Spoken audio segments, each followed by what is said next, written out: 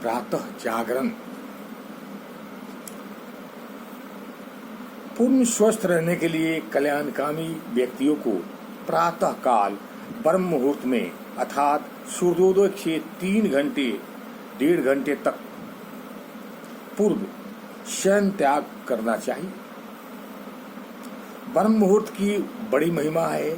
इस समय उठने वालों का स्वास्थ्य, धन, विद्या, बल और तेज बढ़ता है। जो सूर्य उगने के समय सोता है उसकी उम्र और शक्ति घटती है और वह नाना प्रकार की बीमारियों का शिकार होता है।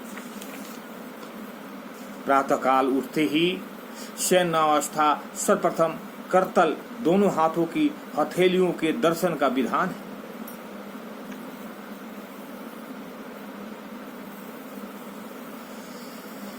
करतल दर्शन करते हुए निम्नलिखित श्लोक पढ़ना चाहिए।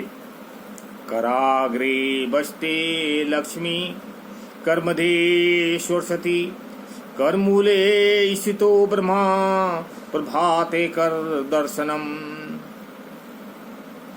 इस श्लोक में धन की अधियात्री लक्ष्मी और विद्या की अधियात्री सरस्वती और कर्म क्षेत्र की अधिवासी ब्रह्मा की स्तुति की गई। इस मंत्र का आशय है कि मेरे कर हाथ के अग्रभाग में भगवती लक्ष्मी का निवास है, कर हाथ के मध्यम भाग में सरस्वती तथा कर हाथ के मूल भाग में ब्रह्मा निवास करते हैं। प्रातःकाल मैं अपनी हथेलियों को इनका दर्शन करता हूँ। इससे धन और विद्या को प्राप्ति के साथ साथ कर्तव्य कर्म करने की प्रेरणा प्राप्त होती है। भगवान वेद व्यास करोपलब्धि को मानव का परम लाभ माना है। इस विधान का आशय यह भी है कि प्रातःकाल उठते ही सर्वप्रथम दृष्टि और कहीं न जाकर अपने कर तलों में ही देव दर्शन करे, जिससे वृत्तियां भगवान चिंता की ओर प्रवृत्त हो। यथा साध्य उस